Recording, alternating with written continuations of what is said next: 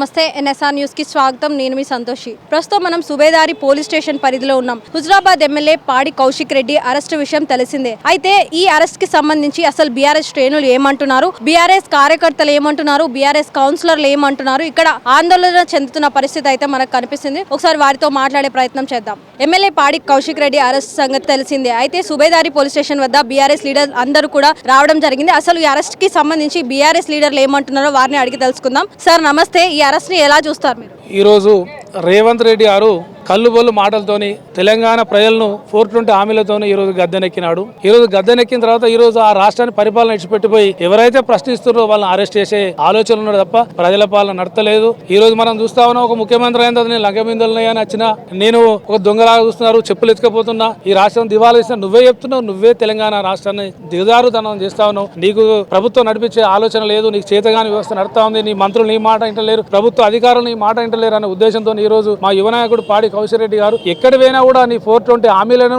అమలు పరచమని అడుగుతారు తప్ప మేము గొంతు మా కోరికలు కూడా మేము కోరుకుంటాం. ఈ రోజు మనోజ్ రెడ్డి అంటేనే మరిపల్లిగూడెం దగ్గర ఒక క్వారీ నడుపుతా ఉన్నాడు. ఆ క్వారీ నాటిపే కార్యక్రమంలో భాగంగా అక్కడ గ్రామస్తులు అందరు పార్టీలు అన్ని పార్టీలు కలిసి కూడా మేము ఇక్కడ శివాలయం కడతా ఉన్నాం, చందా ఇవ్వమంటే 25 లక్షల రూపాయలు ఒప్పుకొని 10 లక్షలు ఇచ్చి 15 లక్షలు ఇవ్వాలి. అందులో భాగంగా ఇది ఎమ్మెల్యేకు దానికి సంబంధం లేని విషయంలో మళ్ళీ వాళ్ళు ఇనాగ్రేషన్ కొరకు కార్డు పట్టుకుని వచ్చి ఎమ్మెల్యే గారి దగ్గర ఎల్లుండి ఇనాగ్రేషన్ అనేది శివాలయం మీరు రారే అని చెప్తే నా వంతు కూడా సాయం చేస్తాను కూడా 10 లక్షలు కూడా ఎమ్మెల్యే గారు ఇవ్వడం జరిగింది. అందులో భాగంగా వాళ్ళందరూ కూడా ఒక సమస్య ఉన్నాయి సరే, ఏంటంటే అక్కడ ఉన్న క్వారీ యజమాని మాకు 3 గ్రామాలకు అక్కడ వ్యవసాయం చేసుకోకుండా ఇబ్బంది పెడతా ఉన్నాడు. అక్కడ బాంబ్ బ్లాస్ట్ పెట్టినప్పుడు కూడా పంటలను కూడా నష్టాలు అవుతున్నాయి. అడ్డు రోడ్లతో లారీలు వచ్చి కూడా దారిలన్నీ కూడా మాకు ఖరాబ్ అవుతున్నాయి. అందులో మేము టెంపుల్ కడతా ఉన్నాం అనే టైంలో మేము పోతే 20 లక్షలు ఒప్పుకున్నాడు, 10 లక్షలు ఇచ్చిండు, 15 లక్షలు ఇవ్వాలంటే నేను కూడా ఫోన్ చేస్తాను, ఎమ్మెల్యే గారు ఫోన్ చేయడం నిజం, మేము ఒప్పుకుంటా ఉన్నాం. ఆయన ఏమని అంటే నేను అమెరికా పోతాను, రేపు వచ్చి కలుస్తానని చెప్పడం జరిగింది. మళ్ళీ అమెరికా పోలే, ఆయన ఇంట్లో ఉన్నాడని అదే గ్రామస్తులు అడగని వెంటనే ఫోన్ చేసి నగరాలు ఇస్తున్నావు, నువ్వు ఎమ్మెల్యే ఫోన్ చేస్తే కూడా నువ్వు అమెరికా పోతున్నావు, ఈ రోజు ఇక్కడనే ఉన్నాడు అని ఆ మాటలు పెరిగింది తప్ప దాని వెనుక ఎందుకంటే అక్రమ మైనింగ్ నడుపుతున్నాడు కాబట్టి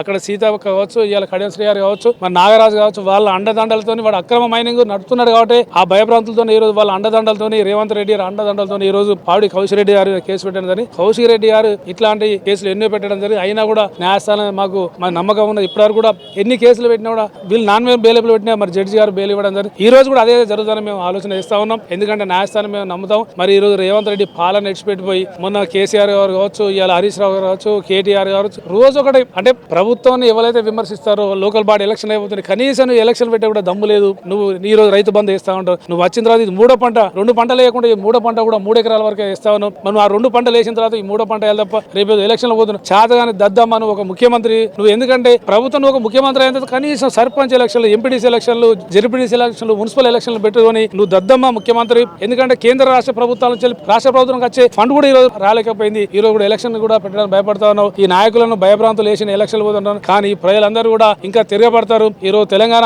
తెచ్చిన ముద్దుబిడ్డ కేసీఆర్ నేతృత్వంలో ప్రతి విషయంలో దేన్ని కూడా ఖండిస్తాం. కుట్రపూరిత అరెస్ట్ అని మీరు అనుకుంటున్నారా ఈ అరెస్ట్ అనేది? 100%. ఎందుకంటే మీరు అందరూ చూస్తా ఉన్నారు, ఒక ఎమ్మెల్యే మీద కక్షపూరితం కాకపోతే అక్కడ కేసీఆర్ మీటింగ్ ఎలకృతిలో ఉండగానే కూడా పోలీసు వాళ్ళు ఎఫ్ఐఆర్ చేస్తారు. ఈ రోజు మన అందరం చూస్తా ఉన్నాం, రోడ్ల మీద ఇష్టం కేసులు అయితే ఉన్నాయి. మహిళలు కూడా ఈ రోజు మరి ఎక్కడ కూడా కాపాడే పరిస్థితుల్లో లేదు. ఇన్ని కేసులు అయితే కానీ ఒక ఎమ్మెల్యేను ఈ రోజు రాత్రి 3 గంటల రాత్రి అరెస్ట్ చేసిన అవసరం ఏమొచ్చింది? ఆయన ఒక ప్రజాప్రతినిధి, ప్రజలతో ఎన్నుకోబడ్డవాడు. మరి ఆయన ఒక గుండా లాగానో ఒక రౌడీ షీటర్ లాగానో అరెస్ట్ చేసి అక్రమ కేసులు పెడతా ఉన్నారు. పొద్దున్న నుంచి కూడా ఏ కేసు పెట్టాలనో పైకి లేపోనొస్తా ఉన్నారు. ఇంకా తర్జన భర్జన. రాత్రి 3 గంటల నుంచి ఒక ఎమ్మెల్యే గాను ఇప్పుడు కోర్టు పరిచయం ధైర్యం కూడా లేని పరిస్థితిలో మరి దిగదారుగా ఈ ప్రభుత్వం నడుతా ఉన్నది కాబట్టి మేము కూడా అక్రమ అరెస్ట్ అని మేము కూడా తెలియదు. ఈ అరెస్ట్ ని చూసుకున్నట్లయితే ఇప్పుడు ఫ్యూచర్ లో కూడా కేటీఆర్ ని అరెస్ట్ చేసే అవకాశం ఏమైనా ఉందా? ఇలానే 100% కూడా చేస్తారు. చేసినా మా కేటీఆర్ గారు భయపడరు. ఇలా భారతదేశంలోనే మరి కొత్త రాష్ట్రమైన ఐటీ శాఖ మంత్రి అయిన తర్వాత కూడా మీరు చూడండి, ఇలా తెలంగాణ ఒకప్పుడు ఎంత యువత ఘోరంగా ఉండేదో ఇలా యువతకు ఒక 15 లక్షల మందికి ఇలా ఉద్యోగాలు కల్పించిన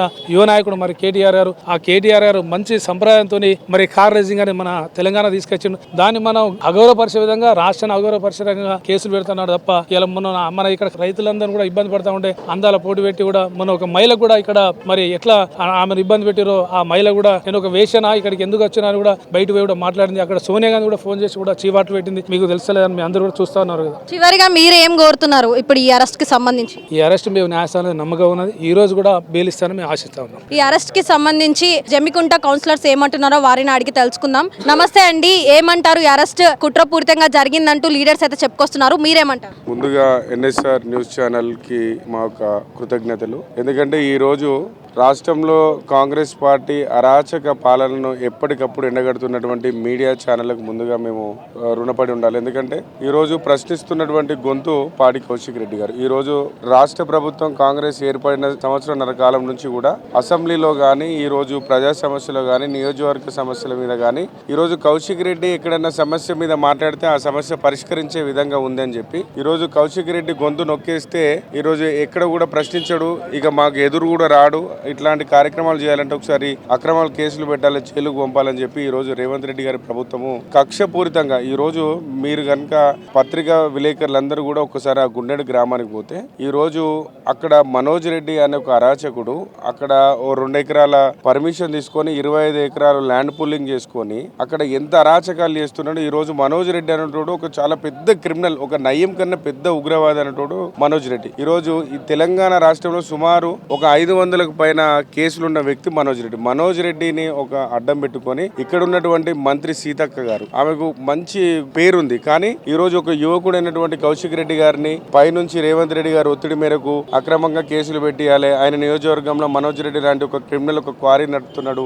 ఆ గుండెడు గ్రామానికి ఒక మాటిచ్చి తప్పితే దాన్ని కౌశిక్ రెడ్డి గారు ప్రశ్నించినందుకు ఇదే అదునుగా చూసుకొని ఈ రోజు అక్రమ కేసులు పెట్టడం చాలా బాధాకరం. దీన్ని మేము తీవ్రంగా ఖండిస్తాం. ఆల్రెడీ ప్రూఫ్స్ కూడా క్లియర్ గానే ఉన్నాయి కదా, దీన్ని ఏమంటారు? మరి ప్రూఫ్స్ ఉండి కూడా లీగల్ గానే అరెస్ట్ చేశారు కదా. ప్రూఫ్స్ అంటే అవన్నీ వాళ్ళు కల్పించిన ప్రూఫ్సే. అక్కడ మా ఎమ్మెల్యే గారే డైరెక్ట్ గా ఏమని చెప్పారంటే ఆ గుండెడు గ్రామ ప్రజలు వాళ్ళు ఫిర్యాదు అయిన వెంటనే ఆయన ప్రజల పక్షాన మరి ప్రజలకు మీరు ఇట్లా మాటిచ్చినావు కదా, ఈ పరిస్థితి అని చెప్పి ఆయన ప్రజల సమక్షంలో ఫోన్ చేసి మాట్లాడమని చెప్పేసి ఆ ఊరు ప్రజలు కూడా అక్కడ అందరికి చెప్పడం జరిగింది. దీంట్లో దొంగతనం ఎక్కడ సాటికైతే మాట్లాడింది లేదు కదా, దాంట్లో ఎవిడెన్స్ లైవ్ లో మాట్లాడాడు, అందరి ముందే మాట్లాడాడు. వీళ్ళు అనవసరంగా దాన్ని వాళ్ళు అనుకూలంగా మార్చుకొని కావాల్సుకొని ఒక కక్షపూరితంగా ప్రజల పక్షాన మాట్లాడుతూ ఉన్నాడు. అసెంబ్లీలో అయినా ఎక్కడైనా ఆటో కార్మికుల పక్షాన మాట్లాడిండు, వివిధ కార్మికుల పక్షాన మాట్లాడిండు. ఏ సమస్యలు ఉన్నా కూడా ఈయన ప్రజల పక్షాన మాట్లాడుతూ ఉన్నాడు. కాబట్టి ఈయన అణచివేస్తే సరిపోతున్న ఉద్దేశంగా చిన్న దొరికింది, దాన్ని పట్టుకొని వీళ్ళు కొండందా వెలుకని పట్టిన విధంగా వీళ్ళు చేస్తా ఉన్నారు. ఈ సందర్భంగా మీరు ఏం డిమాండ్ చేస్తున్నారు? చివరికి మేము బీఆర్ఎస్ పార్టీ పక్షాన మేము ప్రభుత్వం చెప్పేది ఒకటే, ఇట్లాంటి అక్రమ కేసులు పెట్టినా కూడా భయపడేది లేదు. ఎంతైతే ఒక బంతిని గోడకు బలంగా కొడితే ఎంత రివర్స్ చేస్తుందో, మీరు ఎంత అక్రమ కేసులు పెట్టి మీరు ఎంత అదుపు చేయాలని చూసినా కూడా మేము ప్రజల పక్షాన మా కౌశిక్ రెడ్డి గారు నిరంతరం కొట్లాడుతూనే ఉంటాడు, భయపడేది లేదు.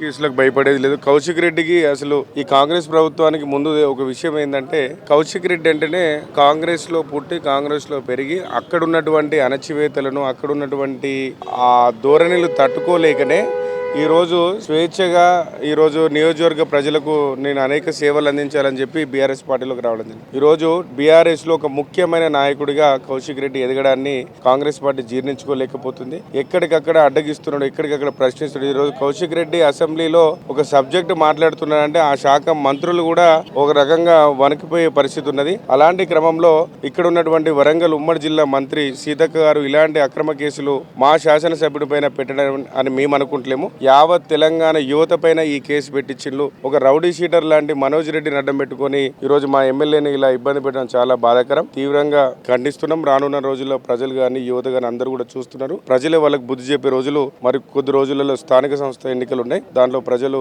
కర్రు కాచి వాత పెడతారు. సో మరి విన్నారు కదా, పాడి కౌశిక్ రెడ్డి అరెస్ట్ అయితే మేము ఖండిస్తున్నాం అంటూ ఇక్కడ కౌన్సిలర్లు అయితే చెప్పడం జరుగుతుంది. అక్రమంగా ఇలాంటి ఎన్ని కేసులు పెట్టినా ఎన్ని అరెస్టులు చేసినా గానీ న్యాయమే గెలుస్తుంది అంటూ ఇక్కడ ఉన్న కౌన్సిలర్ అయితే చెప్పడం జరుగుతుంది. కెమెరా మహేష్ తో సంతోష్, ఎన్ఎస్ఎన్ వరంగల్.